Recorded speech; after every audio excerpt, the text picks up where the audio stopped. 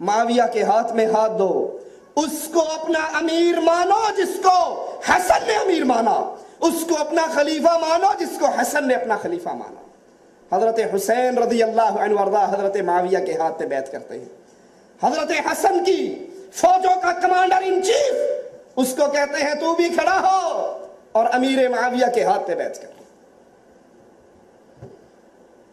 अब आइए साथ साथ आपके सामने शिया के अकायद टैली करता जाऊं।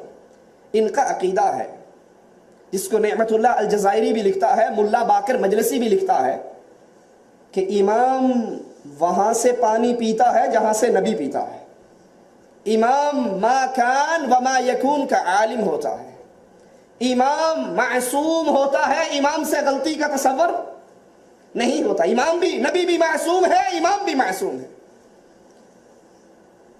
और जब इमाम पर कोई जरूरत आती है, जैसे नबी पर वही उतरती थी, ऐसे हमारे इमाम पर भी वही उतरती है। इस अकीदे को सामने रखना।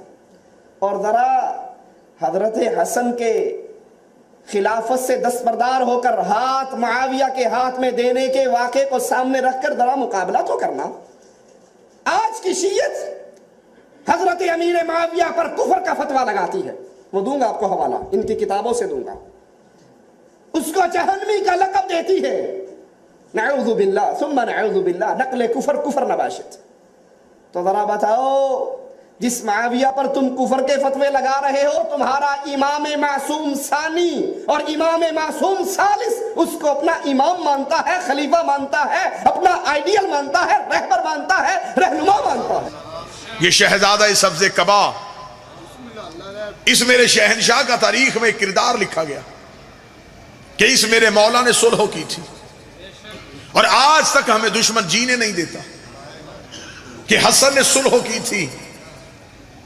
लिहाजा शियों को भी चाहिए कि उस बंदे के साथ नरम रवैया रखें, इसलिए कि हसन ने सुलह की थी। लफ्ज़ सुलह बताता है कि कभी जंग थी,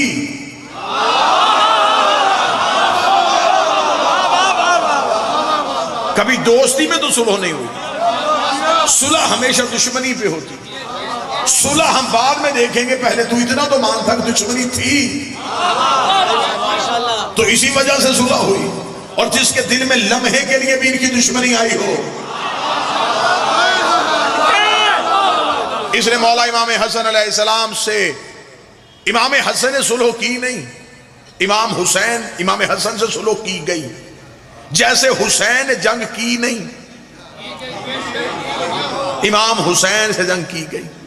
मौला इमाम हसन अलैहिस्सलाम को खुद हाकिम ने कागज और कलम भेजा कि शर्तें तू लिख, मान हम लेते। जब कागज कलम हसन के पास आई, हसन तो पहली जंग जीत गए। जो जाग रहा है उसका तो मैं जामा नहीं हूं। जो ही कागज कलम हसन के हाथ पे आया, हसन ने कागज कलम लेके नाना की कब्र की तरफ देखा, देख नाना तेरा बेटा जंग जीत गया है, ये वही नहीं जिनसे तूने मांगा था और इनकार हुआ तूने कहा था। और आज देख कागज कलम मेरे दरवाजे पे आ गया। माशाअल्लाह। इमाम हसन अलैहिस्सलाम ने जो सुलह की पहली शर्त लिखी, लाहौर में मैं पहली शर्त पढ़ने लगा। ये शर्त नहीं थी, ये हसन के लड़ने का तरीका था। इमाम हसन ने तलवार नहीं उठाई, कलम के साथ जंग की। इतना गहरा जख्म दिया मलूकियत को कि आज तक मलूकियत हसन का दिया हुआ जख्म भर नहीं रही। क्या जख्म दिया? इमाम हसन ने पहली शर्त क्या लिखी? जो नौजवान बच्चे बैठे, इमाम हसन का पहली शर्त, आज के बाद हाकिम सुन्नत कुरान और सुन्नत पे अमल करेगा। माशाल्लाह माशाल्लाह। आज के बाद ये लिखे, ये कुरान और सुन्नत पे अमल करेगा। अगर ये पहले करता था तो इसने शर्त क्यों मानी? ये कह देता कि हसन मैं तो पहले भी कुरान और सुन्नत पे अमल करता। इमाम हसन का लिख तो कुरान और सुन्नत पे अमल करेगा। करीब बैठा हुआ था इसका मशीर, और मशीर भी इसके ऐसे ही होते थे कि जंगे सफीन में इसने अपने खैमे में बैठ के अमर बिन आस से शर्त लगा ली थी यजीद के बाप ने कहा कि ज्यादा मैं ज़हीन हूं। अमर बिन आस ने कहा ज्यादा ज़हीन मैं हूं। उसने कहा तेरा मशवरा ना भी हो तो मैं हुकूमत चला सकता हूं। उसने कहा तू मेरे मशवरे के बगैर हुकूमत नहीं चला सकता। तारीख कहती है कि दोनों में शर्त हो गई कि ज़हीन ज्यादा कौन है। अमर बिन आस ने कहा चल मैं तुझे एक बात बताता हूं, कान मेरे करीब कर। इसने कान करीब किया। उसने कहा तुझ जैसा बेवकूफ कौन होगा, खेमे में तेरे मेरे सिवा है कोई नहीं। जहां अकल के फैसले ऐसे होते हो वहां हुज्जत का मुकाबला कैसे हो सकता।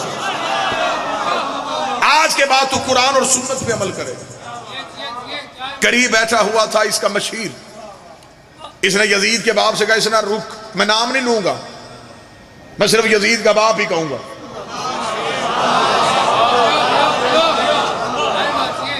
साइकिल चोर को भी पुलिस वाले पकड़ ले तो कान से पकड़ के पहला सवाल करते हैं किसका बेटा है।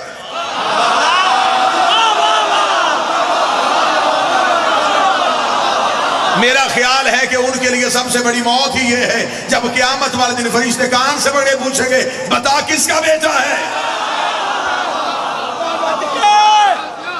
आज के बाद तू कुरान और सुन्नत पे अमल करेगा। अमर ने कहा एक शर्त तू भी लिखवा दे।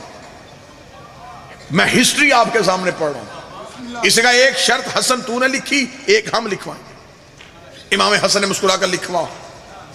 इसका लिख शर्त कि सिर्फ कुरान और सुन्नत पे अमल नहीं होगा, सीरत शेखैन पे भी अमल होगा। सीरत शेखैन जो पहली खिलाफतों का दौर गुजरा था उन पे भी अमल होगा। ये शर्त कहनी थी। इमाम हसन के चेहरे पे मुस्कुराहट आई। इसने कहा हसन हमने तेरी शर्त मानी, तू हमारी शर्त क्यों नहीं मान रहा। इमाम हसन ने कहा लिख दूं।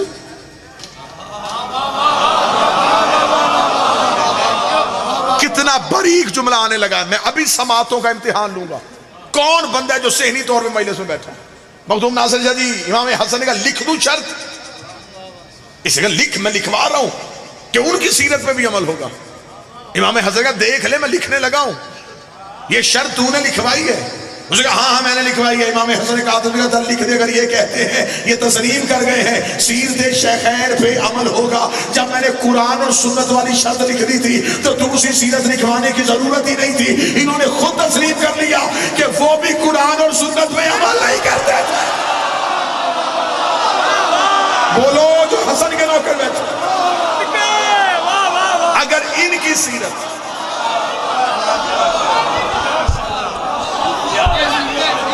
अगर उनकी सीरत कुरान और सुन्नत के मुताबिक थी तो अलहदा शर्त लिखवाने की जरूरत ही नहीं। हाकम के चेहरे पे मौत का पसीना आया। इमाम हसन ने कहा मेरी बारी है, अगली शर्त मैं लिखवाऊंगा। हसन ने कहा फिर इस शर्त के बाद मैं कोई शर्त नहीं लिखवाऊंगा। हाकिम ने कहा लिखवा, आखिरी शर्त कौन सी लिखवाना चाहता है। इमाम हसन के चेहरे पे अली वाला जलाल आया। फिर मैं तीसरी शर्त लिखूंगा, तख्त ताज चाहिए ना, उठाओ तख्त और ताज। आज के बाद कोई कुत्ता मिंबर में मेरे भाभी अली को नहीं भौंकेगा। उठाओ ले जाओ अपनी हुकूमत। आज के बाद कोई भी मेरे भाभी अली को नहीं भौंकेगा। नमाज जुम्मा के खुतबों में मेरे मालिक अली के खिलाफ बकवास की जाती थी।